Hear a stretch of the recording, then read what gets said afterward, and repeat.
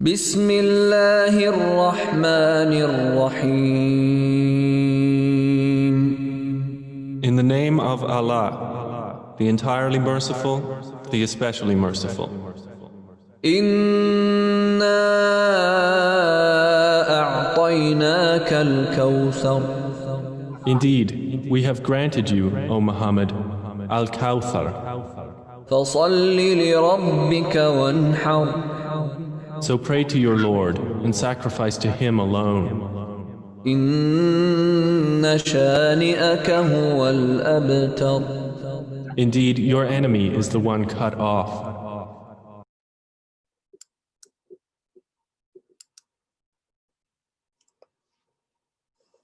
Bismillah ar-Rahman ar-Rahim.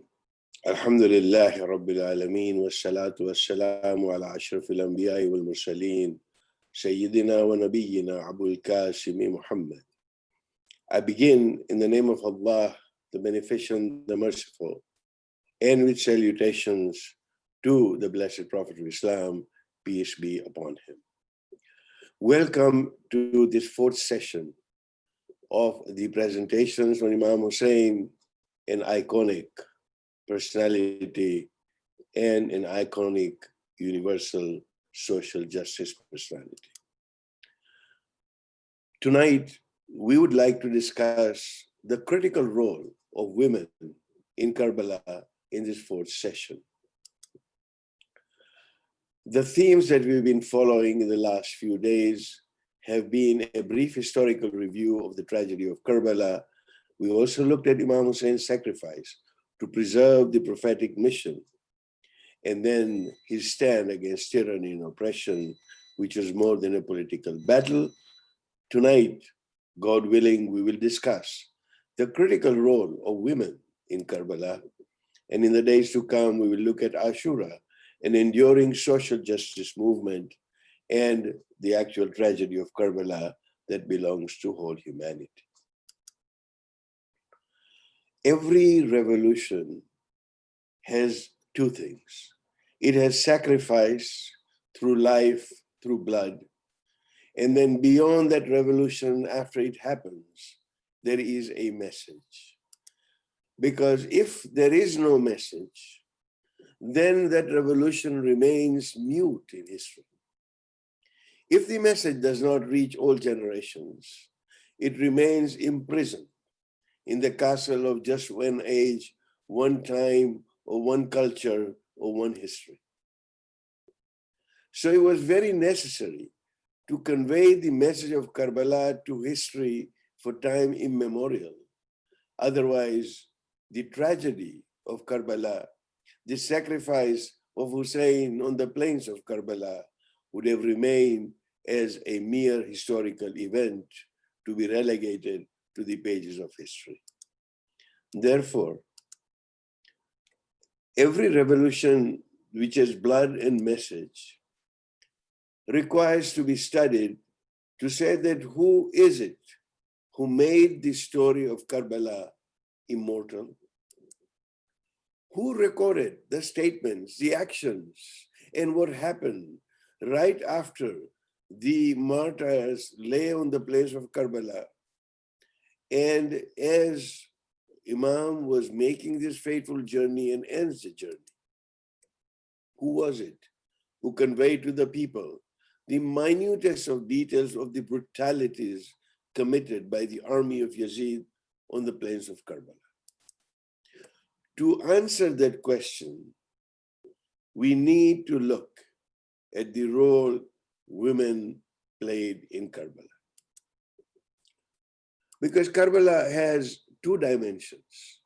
One, it is the rising of Imam Hussain and his companions against the thousands upon thousands of the army of Yazid in the interest of justice and truth.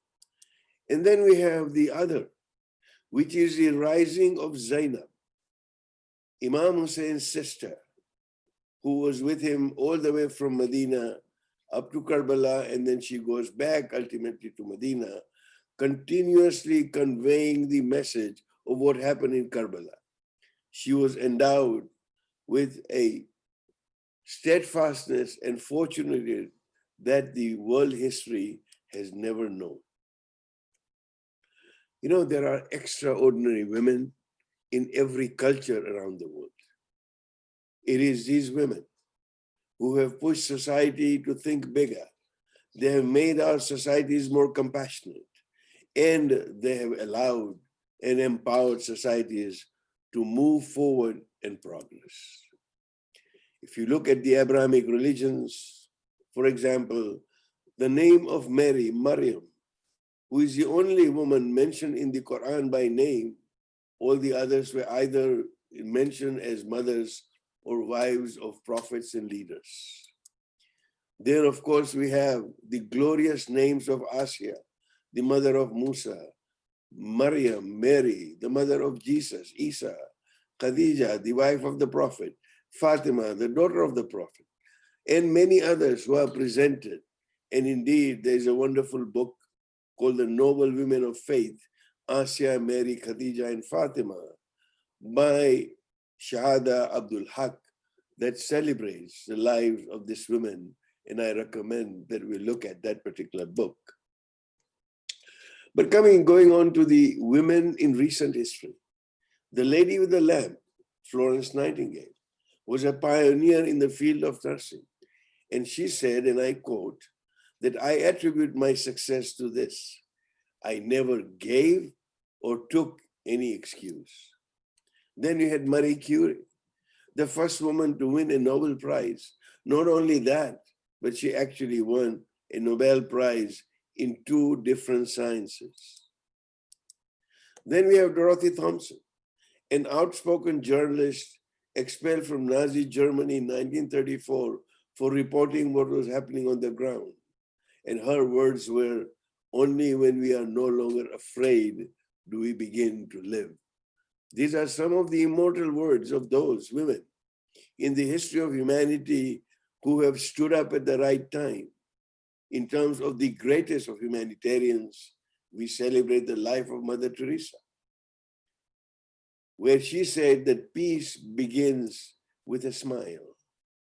Clara Barton was a nurse during the American Civil War, and she ended up founding the American Red Cross. And here is what she said: that I may be compelled to face danger, but never fear it. And while our soldiers can stand and fight, I can stand, feed, and nurse them. And we move on through history. There are many.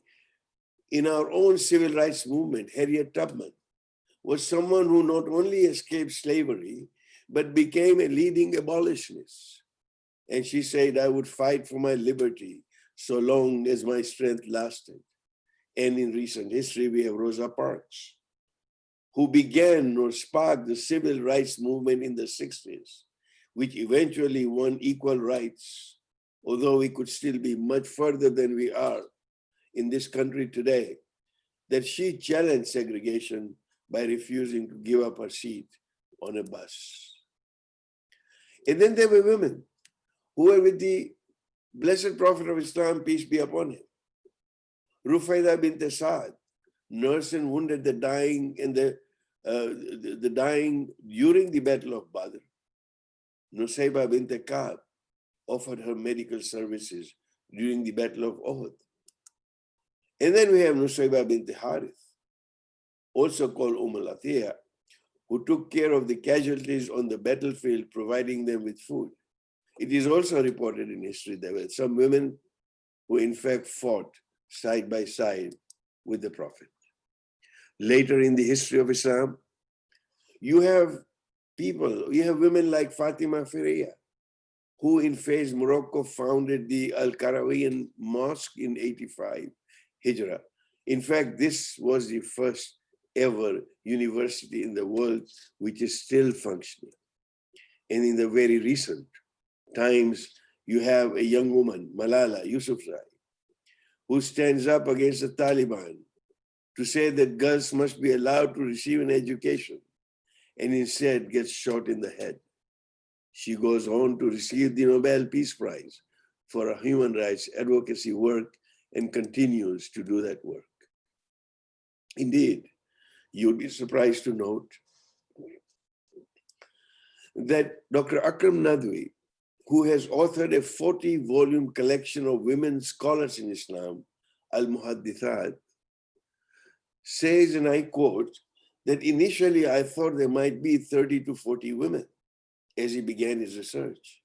But as the research progressed, the accounts kept growing until I realized that I had no less than 8,000 biographical accounts of Muslim women who played a major role in the preservation and the development of Islamic traditions since the time of the Prophet.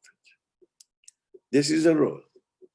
There is one name that remains in the history of Islam as a name of fortitude, as a name of struggle, as a name for human rights, perhaps not as well known in the Western countries. Zaynab. Zaynab actually means the adornment of her father, and her legacy is the very institution of the commemoration of the tragedy of Karbala. We call it Azadari, meaning these commemorations that we do over the 10 days and beyond. It was the legacy of Zaynab, as we will look at later on, as to how this was established. As the morning of the 11th of Muharram 61 Hijrah dawns, now Zaynab takes up the cause where Hussein lay dead on the plains of Karbala. Who is Zaynab? Allow me to introduce her through her lineage and her qualities, that in serenity, she was like a grandmother Khadija, the wife of the Prophet. In her chastity and modesty, she resembled her mother, the Lady of Light Fatima, the daughter of the Blessed Prophet.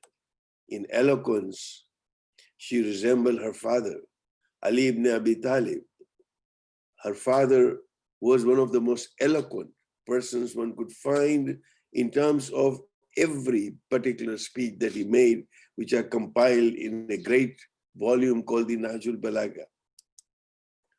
In forbearance, she was similar to her brother, her elder brother, Hassan al-Mujtaba, who had to go through so much in order to keep the peace during the time of the Banu Umayyah. And finally, in bravery and tranquility of heart, she resembled Al-Hussain, who went on to continue to raise the banner of Islam over a period of time. It was Zaynab then who made the story of Karbala immortal. She had accompanied Hussein on this journey from Madinah and took it upon herself to announce to the world the principles and the ideals that inspired Hussein to pursue his mission that we have talked about in the past few days. Therefore, if Hussein was a master of the martyrs of Karbala, Zaynab was also the master of the messengers of Karbala. Hussein and his companions fought Yazid with their swords. Zaynab and the other ladies who we will mention later on fulfilled that struggle with their tongues, with their actions after the tragedy of Karbala. And therefore, this empowerment is something that personifies Zaynab, that if Hussein and his companions revive the principles of Islam, revive the legacy of the Prophet of Islam, peace be upon him, recreated or tried to recreate the society of Medina that his grandfather had created, then Zaynab and the other ladies carried out that message with their own speeches. In fact, a question arises that without the ladies led by Zaynab, who would have narrated the true picture of Karbala had they not accompanied Imam Hussain on this journey. You know, there are women in Karbala who gave their all. Not only did they follow Hussein from Madinah all the way to Karbala, they stayed in Karbala, and then they sacrificed their nearest and their dearest. We remember Layla, the mother of Ali Akbar, the 18-year-old son of Hussein, Farwa, the mother of Qasim, the 14-year-old son of Hassan. We remember Rabah, the mother of Ali Asghar, the 18-year-old son, the 6-month-old son of Hussein. And we remember Wahab, the mother of Wahab Kalbi, a Christian companion of Imam Hussain. And then in Karbala, the other women were the daughters of Al-Hussein, Ruqayya and Sukaina. And then we had the sisters of Hussein. Besides Zaynab, we had Kulthum. And then we also had one of the most faithful members of the household of the Prophet, and that was Lady Fizza, amongst others. So there were many women who were in Karbala, and there were some of these were the wives of the companions of Imam Hussain. They were the ones who were left in Karbala forlorn after the Battle of Karbala. And when the day ends with 72 of the companions of Hussein laying beheaded on the hot sands of Karbala, the sun sets, and as if what they had done to Hussein was not enough, the soldiers looted and set fire to the tents. They had lost everything. Their men, their nearest and the dear ones, their sons, their husbands had given their lives. Their children had been killed. What was there left to loot? In that desolate desert, the women and the remaining children were huddled with only one adult male. This was Ali, the son of Hussein, who was too ill to fight. This was the evening, as it is called in the tradition, the evening of the homeless, is called Shaam Ghariba. This is the eve where the soldiers plundered the tents of Hussein. Humayd bin Muslim, who was a reporter, a neutral reporter who was reporting this, cites a very telling incident. It is a heart-wrenching incident as to what happened to children in Karbala. Hamid says that he saw a little girl running away from the burning tents with her clothes on fire. And when I tried to help her, Hamid says she looked at me and said that you seem to be like a kind person. He said, I am trying to help you. And he said, if you are trying to help me, then please show me the way to Najaf. Where is Najaf? Najaf is where her grandfather was buried. It is these 6 or 7-year-old daughter called Sukaina of Hussein who was trying to seek solace some 60, 70 kilometers or more away in the grave of her grandfather, Ali ibn Abi Talib. This was the state of the desolate eve of that night, which is so heart-wrenching that even the strongest and the bravest of the heart cannot help but have tears in their eyes to see as to what happened. And despite all that, having gone through that, their journey now begins to go from Karbala, now to go to Kufa, which was a first step. And in Kufa, Ibn Ziyad, the governor of Kufa, had prepared the entire city to celebrate the victory. It was a holiday in Kufa on that day. And the historians have described in various ways as to how Kufa was adorned to receive these family of the Prophet in the way that they were received, humiliated in every way, that these were the victims that these were the family of those who were vanquished, and Ibn Ziyad was celebrating his victory. But these are the immortal words of Zaynab. Being in that position, it goes to show the power of the eloquence of Zaynab, which resembled that of her father Ali ibn Abi Talib. She said that praise be to Allah and blessing be upon my grandfather Muhammad, his beloved prophet. She tells the people of Kufa that woe unto you, O people of Kufa. You remember that it was the people of Kufa who had invited Imam Hussain to come to Kufa so that he would get their oath of allegiance and that he would get safety in Kufa. At the last minute, they turned and they were too afraid to do anything about it. So he said, woe unto you, O people of Kufa. Do you know whom you have killed?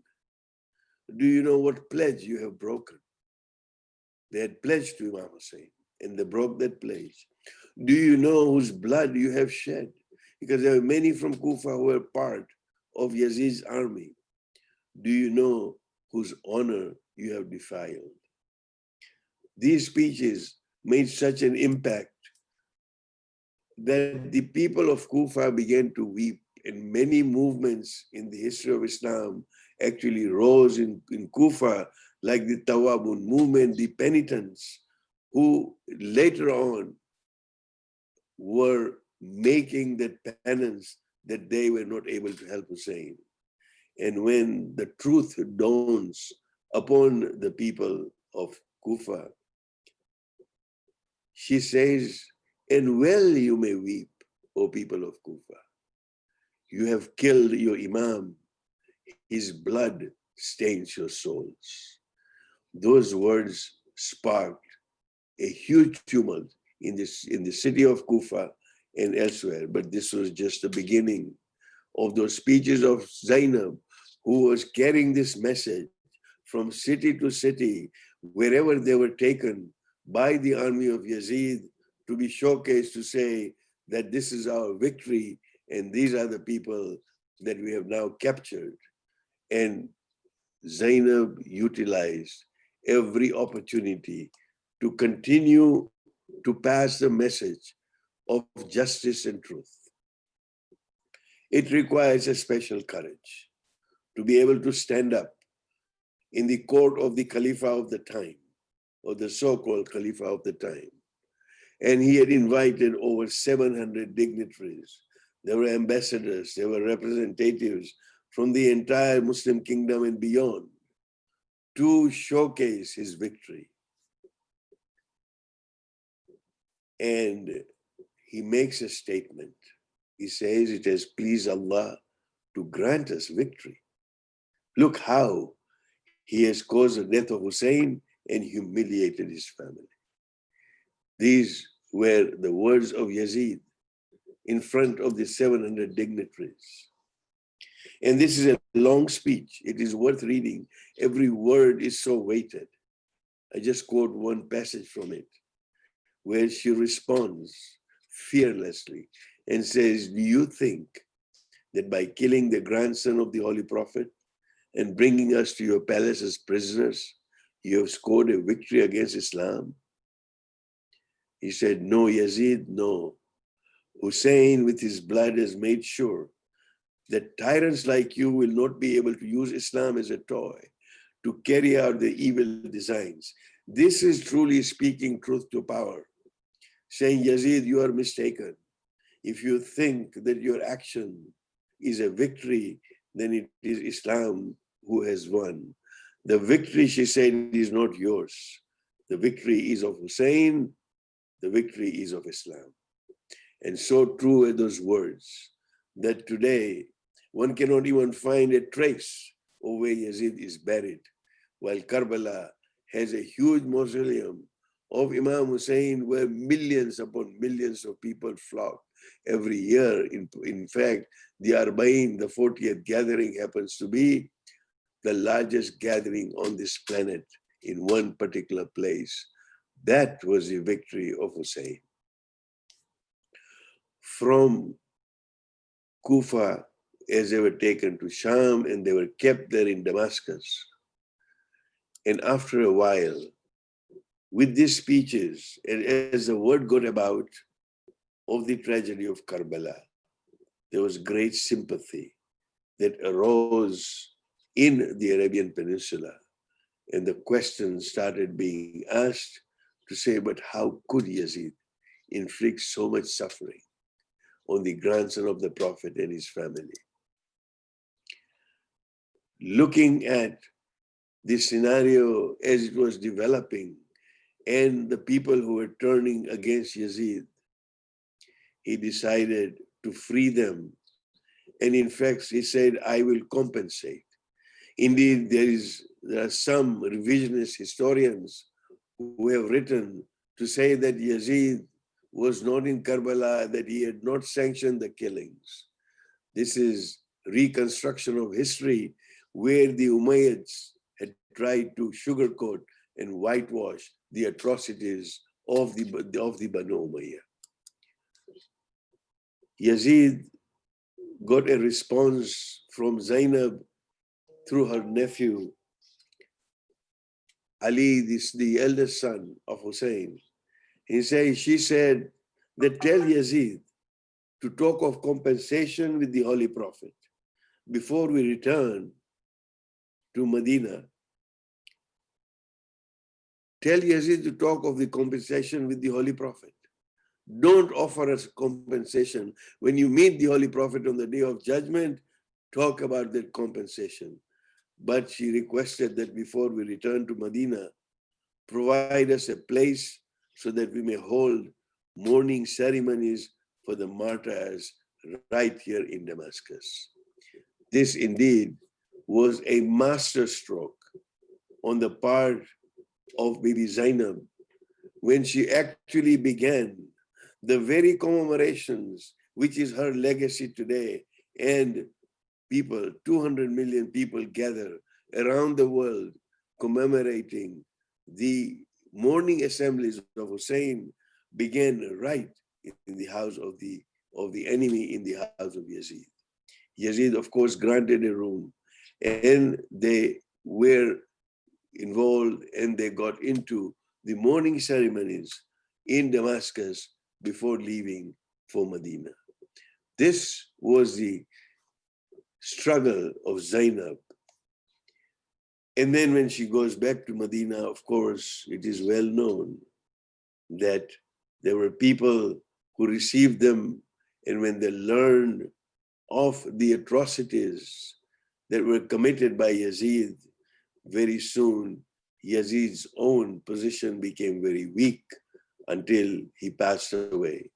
That is another story. But for us, we commemorate and we honor and we ensure that this story is never forgotten. This is a legacy of Zainab.